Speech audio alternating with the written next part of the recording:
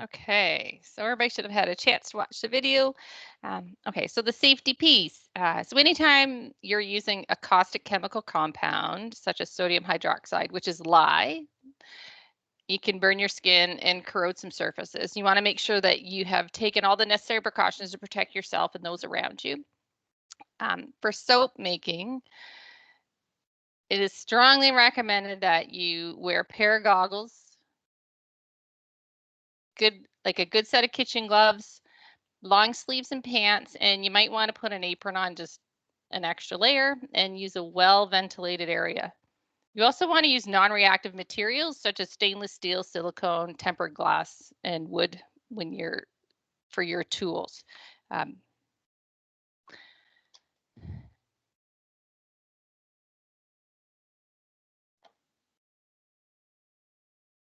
Oh, hang on. That's strange. Do you see her shared screen in one of the little windows at the bottom or the side of your display there, Christy? No, I actually see nothing. I see page 3 of 29, but everything's blank and I just see your file across the bottom. That's a little weird. Krista, do you just want to stop sharing that and start it up again? Yep.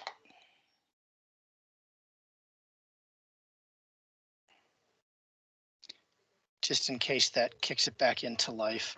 Yeah, thanks for letting us know, Christy.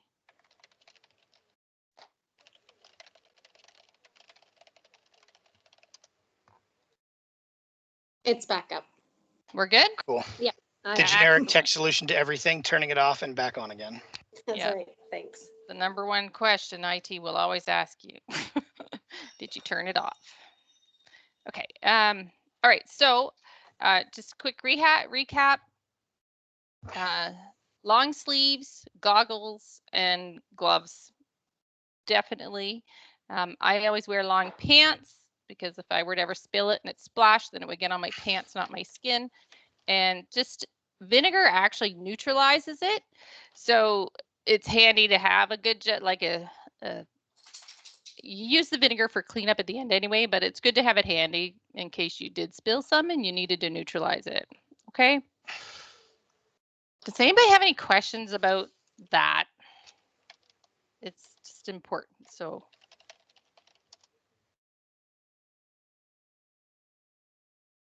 okay. So, all right, I can't stress enough how important the safety is. When handling the sodium hydroxide, again, always wear the gloves. Read the safety label on the product you purchase for the sodium hydroxide. Use it in a well-ventilated area and keep other people out of your workspace because they may not necessarily, all it takes is for somebody to get bumped. Okay. I only ever had one issue and I splashed a bit on my shirt. And like I said, I was wearing a long sleeve shirt. I always wear it's a big work shirt I actually got from my dad, a big heavy cotton work shirt. And I just changed my shirt then and that was fine. Again, I was really glad I had my shirt on. That's why I mentioned about the apron, because just that extra layer, if you did splash a little bit, you could just take the apron off and wash it and it would be fine. Okay. So you'll need a few tools, soap making equipment. I use a digital scale. It is really handy. You can use a regular scale, like a spring-loaded one, but the digital is really nice because it's very accurate. All right. Tempered glass or stainless steel mixing bowl. I have a nice big 8-cup glass, tempered glass one I use. So stainless steel pots and pans to mix your ingredients. Silicone spatulas or wooden spoons. I actually use both. Yeah, and the tools you use, you won't want to use them back in your kitchen again, okay? Because once you've made soap with them, they can it because it's a caustic material. If you ever had residue, you wouldn't want to be using that in your kitchen, okay? Thermometer, a candy thermometer works very well, but I also have one like a meat thermometer that basically it's a meat thermometer that I use. All right, you'll see that in the picture. Okay, and an immersion blender. And that's really handy. It saves you about 30 to 45 minutes of vigorous hand mixing. Right. A few other things. So you need a little bit of heat, not much. Obviously, I said thermo. Oh, I got doubles. Sorry. You need a mold to pour your soap into when you're done. And we'll talk a little more about molds later. Freezer paper to line your mold with. Some masking tape just to secure the freezer paper. Cutting board or another firm surface. A knife or cheese cutter for your soap. And an old blanket or towel. And we use that to cover up the soap when we're done making it so it can sit and get nice and warm. All right. So the basic ingredients are distilled water. There are many recipes out there and they use different oils. Find one that speaks to you and go with that. I usually use coconut, palm oil, and olive oil. I decided to use vegetable shortening this time instead of the palm oil for a couple reasons. Vegetable shortening is available in the grocery store and it's easy to get coconut oil and olive oil, obviously. Palm oil is a little harder to get. It's not as available. People don't typically eat palm oil, so it's a little harder to get, but it is there. So there's loads of, if you needed to order some particular thing, there's loads of places you can get stuff from. Okay. Like I said, I got most of my stuff there. The lye crystals, Home Hardware has their own brand of lye crystals you can purchase. Not all the stores stock it, so you may have to ask them to bring it in for you. It's not overly expensive. I should have checked the price on my jug there, but I forgot. I'm sorry. But yeah, you get it lasts a long time. You don't use very much at a time, so it keeps going. It's less than a cup to make 15 bars of soap. So it lasts quite a while. All right.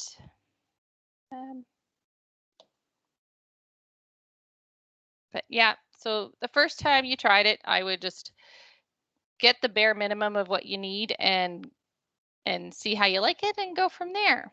Okay. And just as a heads up, you do not need to buy food grade oils to make your soap. It's just the grocery store is handy. You know, if we're not living in the city, so there's not lots of specialty shops around all the time to get different kinds of things. So if you can get it close to home, that's easier. All right. And distilled water. Make sure it's distilled water because you don't want any residual chemicals or additives in the water because that will contaminate your soap.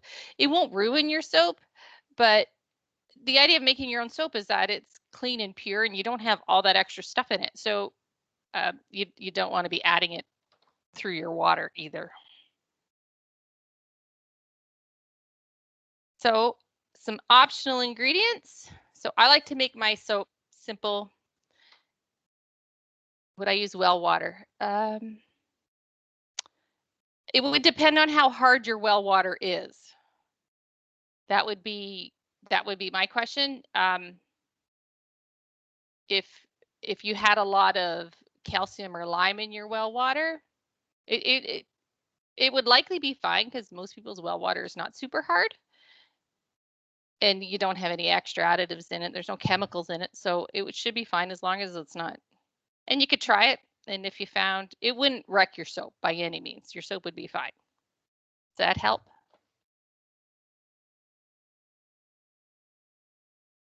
Okay, perfect.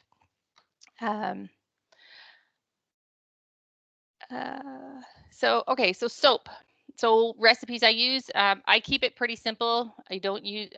Lots of people make fancy pretty soap by adding colors and exfoliants and other additives. Some people make it with goat's milk. I have not to this point. I've used essential oils. I did have a request to make a batch of soap for somebody for a wedding once, and I did use some fragrance oil for that. But as a rule of thumb, I just use a few essential oils to make it smell nice the way I like it, and that's all I put in. That's my little thing. I recommend, one thing I do use is a notebook. Every time I make my soap, I write down exactly what I put in it, because sometimes I have to alter my recipes a little bit, and I make notes for myself so that I can look back and go, oh, what worked well, what didn't, what did I like, what did I not like. Okay. You need measuring spoons and a small bowl for your essential oils. Like I said, I keep a notebook. Yeah.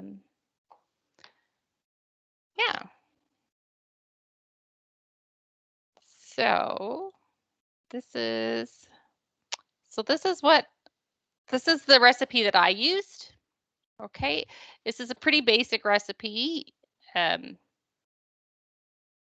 I would love to try making goat's milk soap or something like oatmeal and honey soap. I've just not had the opportunity to try it. Life is busy, and it generally takes me about 2 hours start to finish to make a batch of soap. If I make a larger batch, it takes me a little bit longer, but if I make a single batch of 15 bars, it's about 2 hours. So just hashing out that time alone in the kitchen can sometimes be difficult. So that's the list. I will make sure we get it in the chat at the end for you. Okay, sorry, I skipped ahead. So that's 200 grams of lye, 539 grams of distilled water, 596 grams of olive oil, 454 grams of coconut oil, 397 grams of vegetable shortening, and 7 teaspoons of essential oils.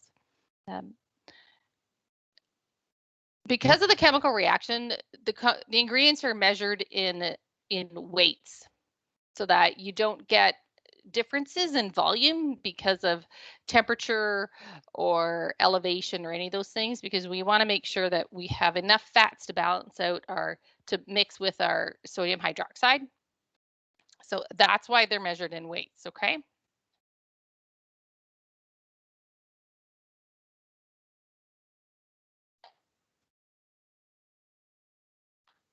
So basic steps. I always get all my tools out and ready, and then I mix my oils and sodium hydroxide to create the base. I blend everything up and I add any extras I want. So that's essential oils, fragrance, extra colors, anything like that that you want. You pour it into the mold, you cover, you let it sit overnight, and you cut it the next day. Like I said, it usually takes me about 2 hours to make a batch, and that's from setup to cleanup.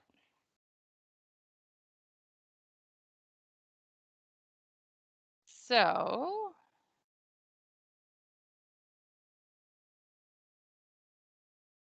just like baking, it's important to have all your stuff ready to go before you start. The process does create some fumes, so well-ventilated space is super important. I just open a window. That's all I do. Okay, and it's a little bit about molds getting ready to go. My lovely brother made me some great little wooden molds with ends that just with the fly nuts on them. I can just take the ends off, but you can use a sturdy, like a cardboard box, old cake pans. People actually use juice cartons and broth containers, and they cut the tops off and they just pour the soap inside. And then when they're done, they just cut the carton off the outside of the soap. Anything that's rigid with an open side you can pour into will work. Okay. It just depends what it's made out of, whether you need to line it or not. If you're using the juice cartons, as long as you washed it well, you don't need to line it because the cardboard itself is already coated. Okay, so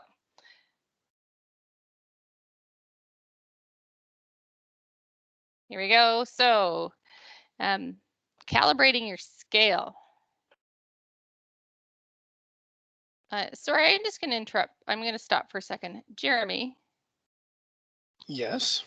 I'm having a little trouble with my presentation view. What's it doing to you? Well, my presenter notes are not the slide that I'm looking at, which is why I'm repeating myself. Oh. I'm not sure what would have caused that. Neither am I. If I close it and go back in, will that? Yeah, you could always give that a try. I'm sorry, everybody. I'm going to try this again. I'm not sure what's happening, but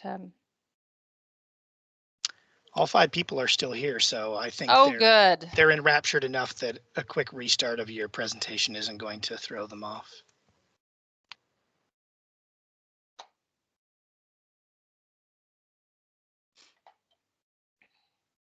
See, Mary always has something positive to say. That's why we invite Mary to these things. You just are awesome. Mary, not at all contrary. All right, so let's see here.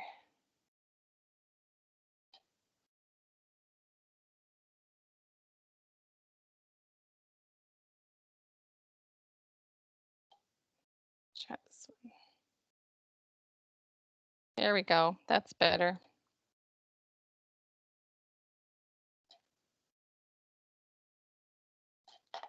Okay, so calibrating your scale. It is important to calibrate your scale. If you're using a digital one, you just turn the scale on and wait for the panel to read 0. Place the container on the scale, use the calibrate tool to reset, and add your ingredients to the container and re-zero your scale when you're done. So very easy. If you have a spring-loaded scale, again, you just calibrate it. There's always a little dial on them to calibrate them back to 0. And you want to make sure you do that between every time you use it so that you are measuring accurately. All right.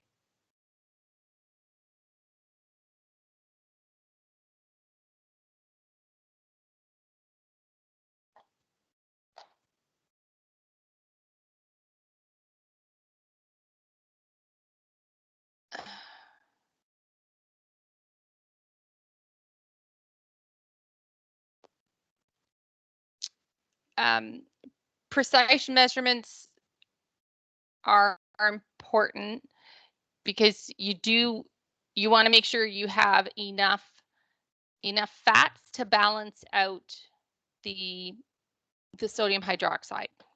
So the chemical reaction is the fats combining with the sodium hydroxide, and you do want to make sure that all that sodium hydroxide is used up.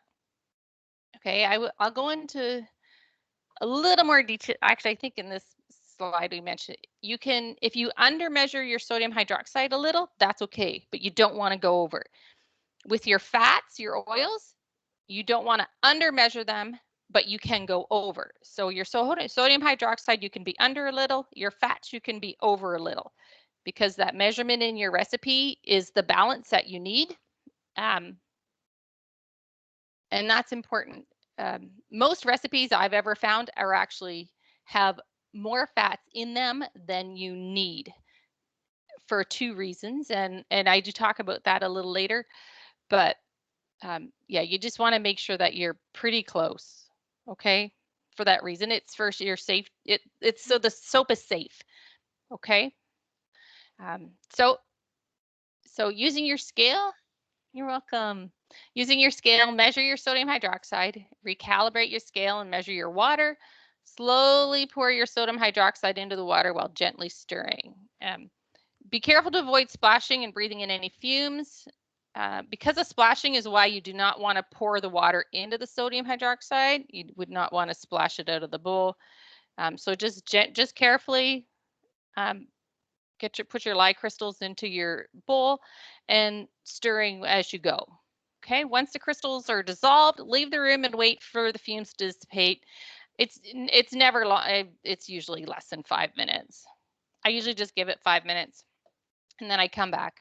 So now it will heat up when you mix the water and the sodium hydroxide. It does get quite warm, and when you're done mixing those together, you're going to set that aside and let it cool down to between 80 and 100 degrees Fahrenheit. All right. Again, this is part of the heat for the chemistry. So Here we can watch this.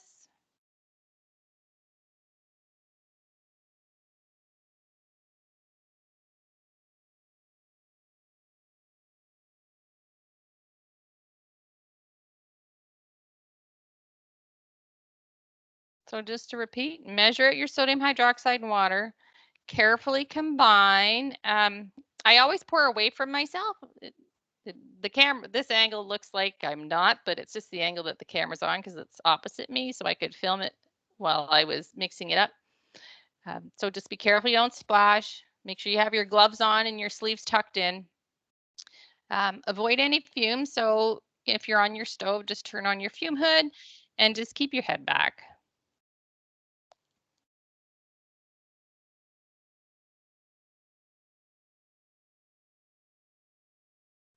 Sometimes because I am impatient. It does, because it's in the tempered glass measuring cup. It holds the heat fairly well, and it does take a bit of time to cool down. So I actually often put some cool water in my sink, and I set the bowl just in the cool water in the sink, and that just helps it speed up its cooling it down, because it gets up to about 130 Fahrenheit is what I think it was at when I made this batch. So just to give you an idea, it does get quite warm above room temperature when you mix it. Okay, so recap. Basic ingredients: olive oil, coconut oil, and vegetable shortening are our next ingredients. Oops, sorry. Clicked a little fast. So, okay. In the past, I've used a double boiler because your fats are at room temperature. Like coconut oil is solid at room temperature, but at about, I'm not sure what is in Fahrenheit, but once it gets to about 30 degrees Celsius, it actually starts to liquefy, which is what we want. We want them all liquefied. So I've used a double boiler, but when I started making larger batches of 40 to 60 bars, I began just using my stove burner on very low. And I just set them on there, and I just take my time and keep breaking it up and going. And I also use a whisk and a wooden spoon to break up the chunks as I go. All right, so measure your olive oil into a separate container. I just use a stainless steel mixing bowl and set it aside. Measure out your vegetable shortening into your stock pot. And then what I actually do is I put my vegetable shortening or my palm oil into my pot, and then I recalibrate my scale, and then I add the coconut oil to it as well. And that way I don't have to use another pot, because those two are solid, so I'm going to warm them up. All right, so using the heat source, slowly warm the solid oils until they're liquid. Oh, it's about 90 degrees Fahrenheit. There you go. And remove from the heat. Add the olive oil to your warmed oils.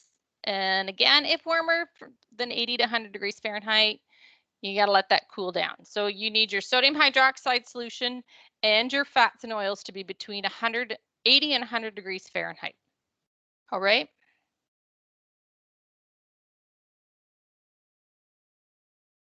So while I wait, this is when I measure out my essential oils and stuff. Here's another.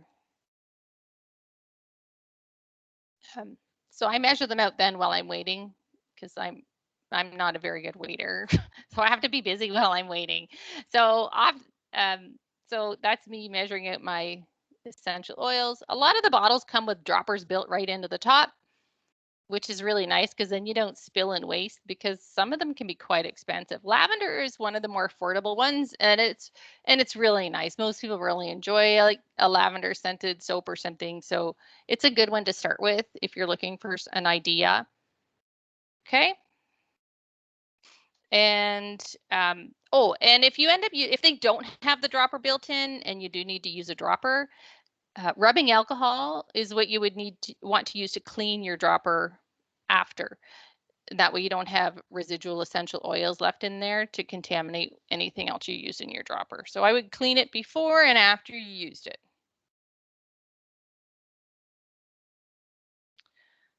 Okay, so when your oils and lye solution are both to temperature, you can begin to combine them slowly add your lye solution to your oils while gently stirring with your wooden spoon or spatula.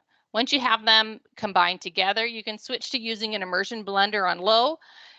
I occasionally scrape the sides and bottom with the spatula just to make sure I'm getting everything, and just continue mixing until a small amount of the mixture drizzled on the top keeps its pattern before sinking.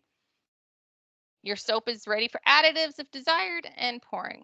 This is what you call trace. So if you're looking at recipes or online, it is called trace where you're at this point, and it's important that you pay attention to that. Okay.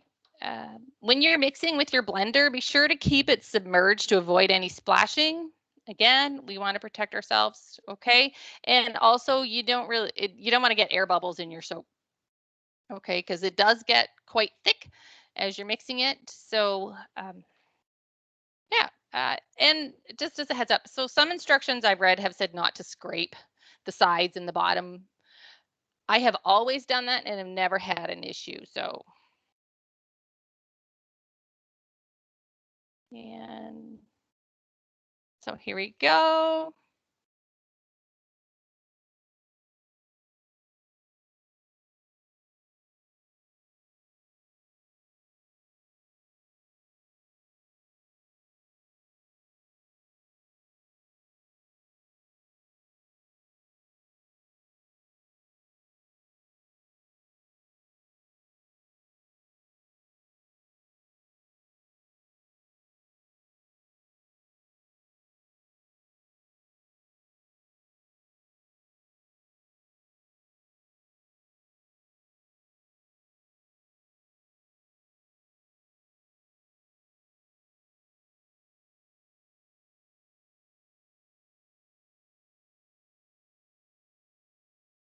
Okay, so it's all blended up. So now I'm switching to the immersion blender. I strongly recommend using this because, like I said earlier, it's at least 30 minutes of vigorous mixing if you do it by hand. I did try it once. I got to 30 minutes and I quit. And I switched to my immersion blender because I wasn't even anywhere close. As you see, it changes color very quickly when you use the blender. Keep the blender on low, be patient, and just keep going. It probably might take 5 to 10 minutes with the immersion blender, but just keep going because it's definitely worth it.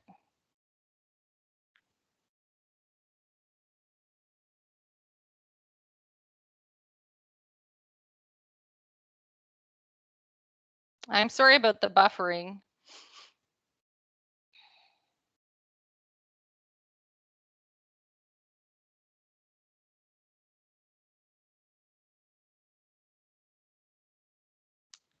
So when you see the drizzle on the top,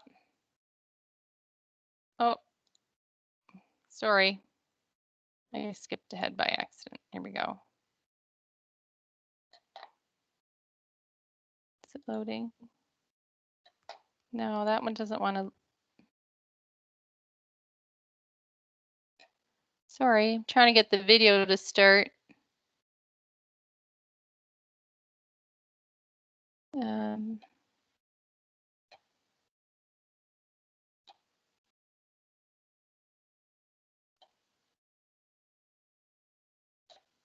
Jeremy? I keep seeing it starting and stopping. Oh, I can't even see it doing anything. So it's buff. Okay.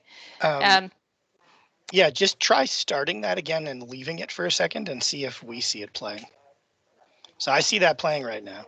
Oh, okay. I can't see it playing. So, okay. Thank you. It's not very long, but it does show you how thick it gets. It promptly stopped playing. Oh, did it? It got to 10 seconds and then it's having an issue with this, some kind with this file. Okay.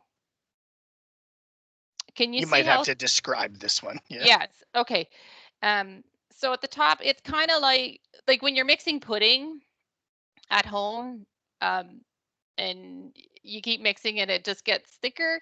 It's very much like that. Sort of with if you were making pudding, the latest you would leave it to pour it into the bowl is kind of what it looks like. And you can really see it on the top. Okay. Sorry, that's not working.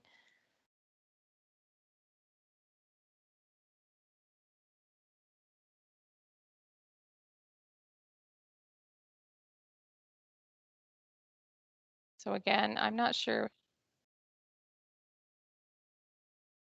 Okay. Let's see if this one will. No. I'm wondering. I'm sorry, you guys. So some people can see the video, some people can't. Okay. It maybe depends on what our bandwidth is looking at the moment and where you are.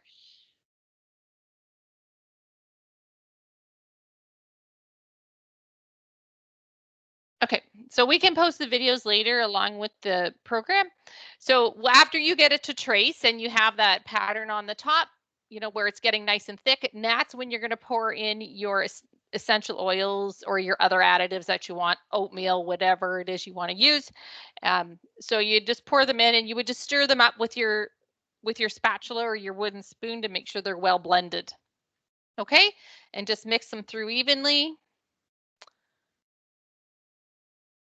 And then oh, where's my, okay, so you mix it up and then you would pour it into the mold. I am really sorry these aren't working, you guys. Just pour it into the mold, scrape your pot and spread it out. Sometimes it's fairly thick and it will pile up in the middle, kind of like, you know, if you're making a batter for a banana loaf or something, and it's a little bit thick, you just spread it out so it's even around. All right. And you can actually make a little bit of a pattern in the top if you want. Lots of people do that. So clean up. So thoroughly wash your tools using just hot soapy water and vinegar. Okay. That's all there is to it. I just keep my gloves on. I make the water as hot as it comes out of my tap, and I just wash everything up that way. All right. It's pretty easy cleanup actually. If you need more vinegar, you'll know. My gloves actually start to feel a little bit slippery when I need to add more vinegar. Yeah, it's hard to, Mary, it's hard to know. I've never measured it. I just keep pouring because as you go and you're washing more things, you'll need to add more vinegar anyway.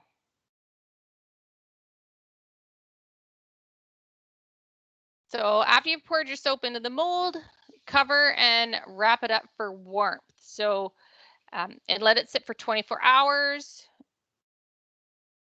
When you're wearing your gloves the next day, unwrap it, remove the soap from the mold, and carefully peel off the freezer paper because you can actually reuse that freezer paper for the next batch of soap you make. You can put it back in the mold and you can use it again.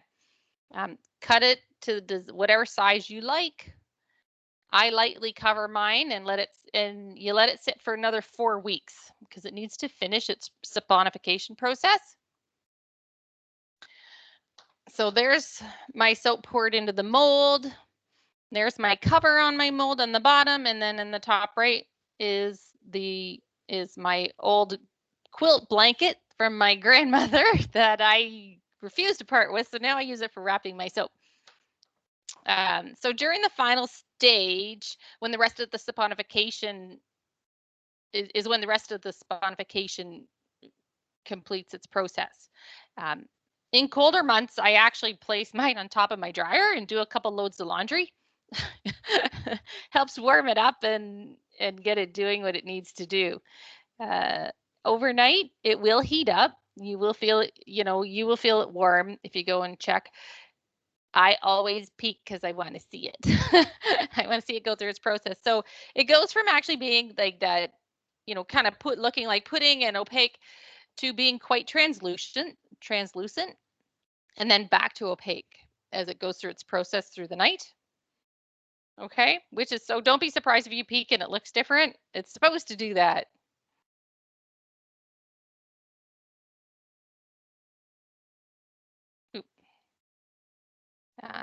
So again, so just to review those final steps. So I have this lovely little cutter that I use.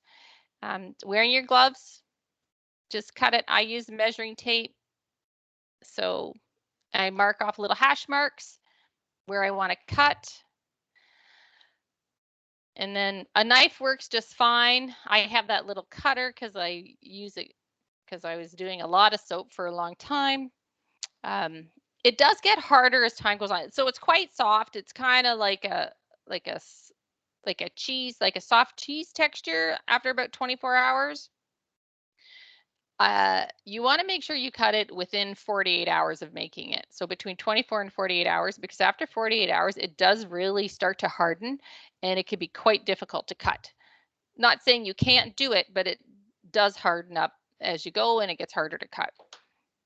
So set your bars on a tray or a cardboard box, like a pop case works really well, and just spread them a little bit apart so allow a bit of airflow through. Cover with a tea towel and let it sit for 4 weeks, and then it will finish its saponification, and you'll be good. It's good to use. So that's the process. I'm sorry those videos didn't work. We will be sure to post those so you can take a look at those later. Does anybody have any questions? Feel free to unmic yourself or type in the chat.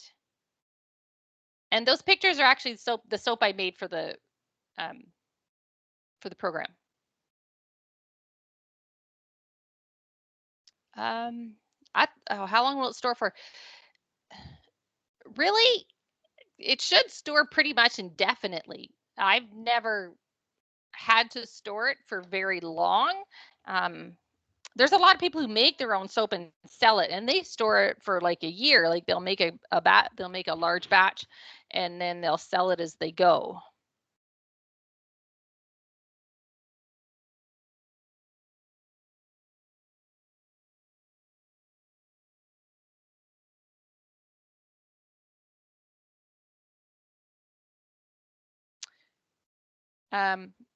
So if you want to make, have I ever made soap without lye? There's different kind. You can buy melt and pour soap, and that's pretty much where it's already a soap base made, and you're just going to melt it and pour it and add whatever additives you want to it to kind of personalize it into your own. But you need a caustic chemical to react to make the soap itself. There's other products you can buy other than lye, but they're much harder to get, and the recipes are a little bit different. But yeah, it's pretty much, I've never heard of anybody making it without lye and using something different.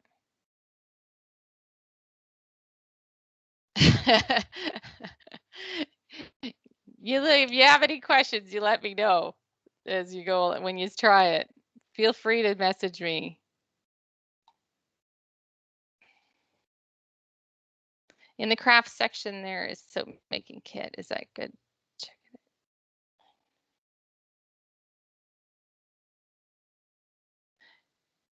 out. Oh, in the craft section at like a retail store, is that what you're talking about? If that's what you mean, those are generally melt and pour soap. Yeah, those are generally melt and pour soaps, and they're really easy to use. You pretty much put it in a crock pot, or you can put it on your stovetop, and you just warm it up. It melts, and you can pour it into, add whatever to it, and pour it into a mold. And that's what those are when you can buy those kits. And they're fun. They're a good way to start. They're usually what's called a glycerin-based soap, just so you know.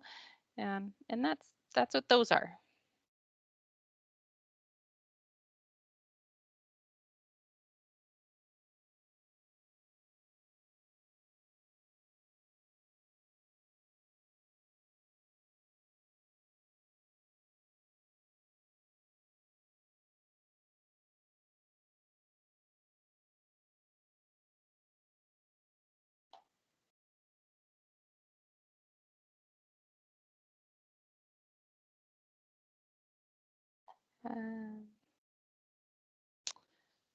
to store your soap, I don't usually stack it. I usually just left it. I would push the bars together because once it's done its saponification, it's had its 4 weeks to sit. Basically, it's kind of like curing. It's not actually curing, but that's basically it's kind of similar to what you're doing.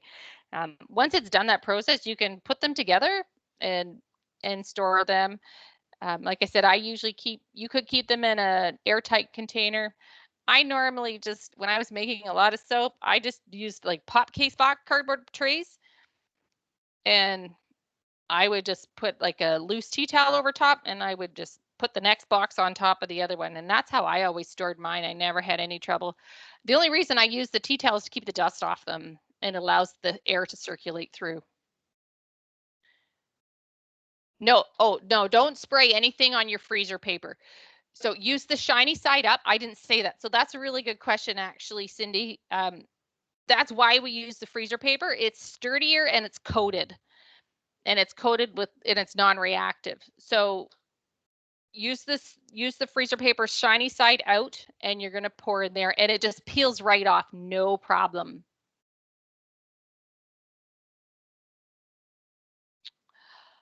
Liquid soap, again, is very much a glycerin-based soap. And there, I've never made it. I don't know a lot about it.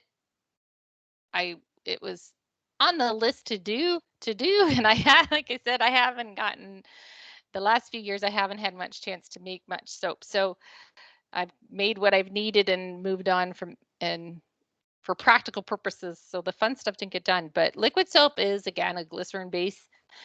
So the process of making is different. This is called cold process. When you're making glycerin soap, you use heat. So you're going to actually cook your soap, versus for us, the only heat we actually add is just enough to warm up the oils to get them just above room temperature so they melt. Glycerin soap is something you cook. So people often I do know they use slow cookers for that, and they'll put it in a slow cooker and they'll leave it for hours, or on the stovetop to simmer. It depends on the instructions in the recipe, but that's about all I can tell you about liquid soap. Sorry, I wish I knew more about it.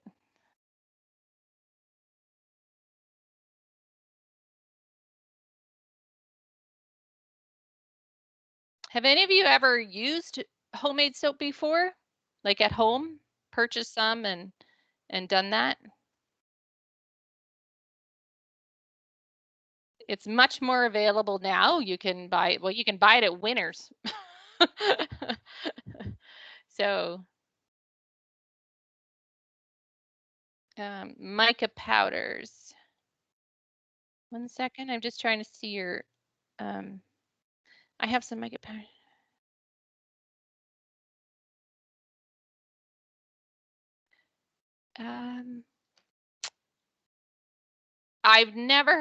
Kelly, I've never heard of anybody having issues with color, using the color powders and discoloring skin, but definitely something. Just find yourself a good recipe that tells you how much to add. Okay, there's loads and loads of recipes out there. Through the library website, we have some online resources in there. It's what's it called?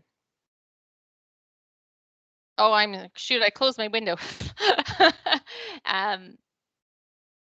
Jeremy, what's the hobby and craft making database called?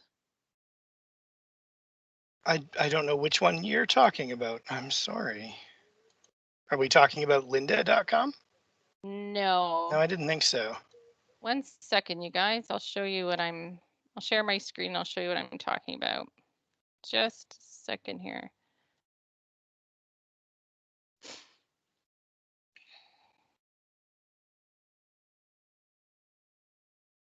I'm just going to share my screen. So there's lots of books available. And you can look up.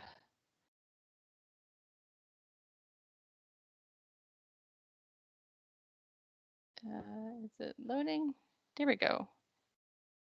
Okay. All right. Can you see my page okay? I hope so. Yep. Okay, so, oh, there it is. Oh, Hobbies and Crafts Reference Center. I was on the right track. I just didn't have the exact name. There we go. So there's actually lots of stuff in there that you can use. There's lots of instructions and different recipes and stuff. And if you go online if you just Google search, there's lots and lots of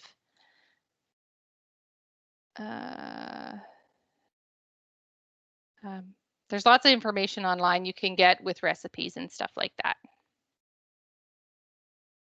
Yeah, $6 to $7 a bar. It's not cheap to buy. And yeah, if you're dealing with eczema, I strongly urge you, any sort of skin condition, I strongly urge you to try a base soap first for anybody. And if you go online, you will find some really good recipes for different kinds of skin conditions of adding different essential oils. Lots of people who've tried natural products before have a good idea what types of things help their skin and what types of things aggravate their skin.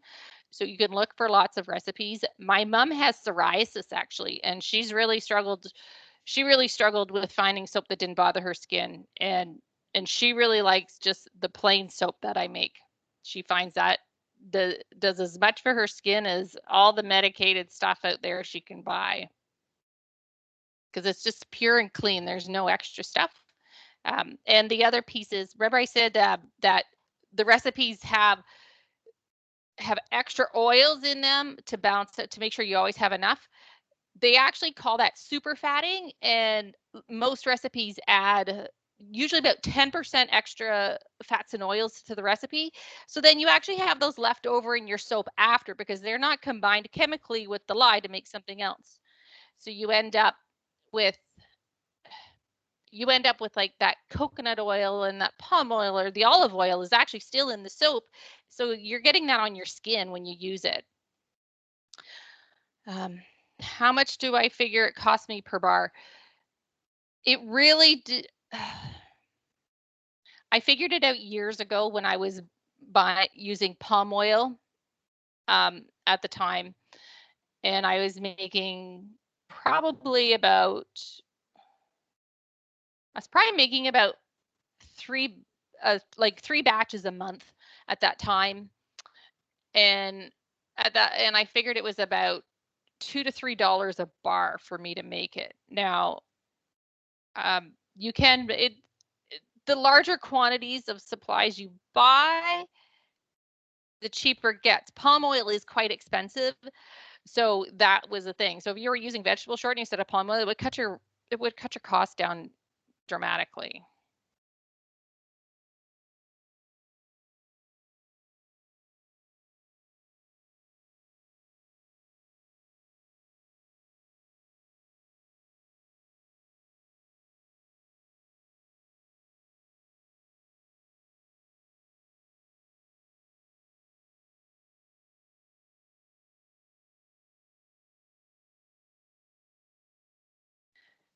So I hope I've answered everybody's questions.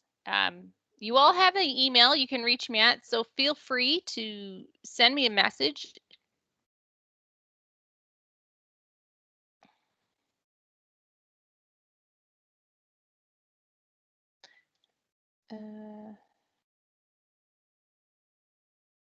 We use Del Basin, Del Powder with Kasuri turmeric mix, especially for babies.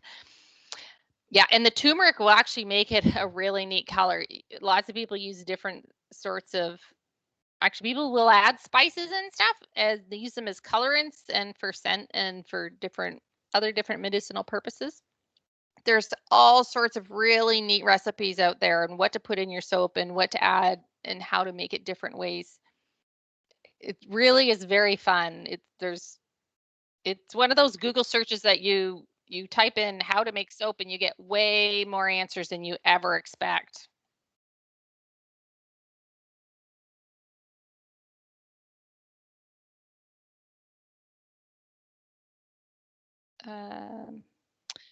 Jeremy, we'll post the presentation on the YouTube channel.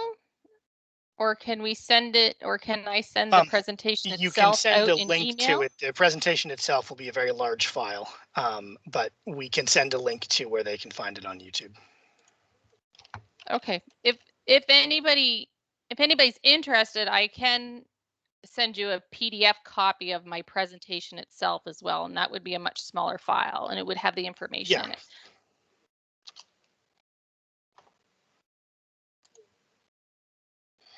You can find all kinds of fun stuff on our YouTube channel too. Yes. And just, sorry, I'm trying to read the, so I get this box, this box pops up, but I'm trying to read the chat at the same time and it covers it. So, perfect. Okay. I hope you all enjoyed it. I'm sorry the videos didn't work very well. Oh, kids are killing each other. I hear you, Kelly. Take care and thanks. Yes, the slides would be good. We can make sure that I can send those out. Anybody that wants them, just email the LUB email and I'll be more than happy to send you the slides. That's no problem. And we will post the presentation on our YouTube channel. All right.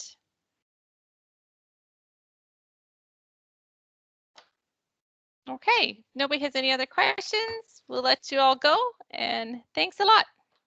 Thanks. Oh, you're welcome. Thanks for coming.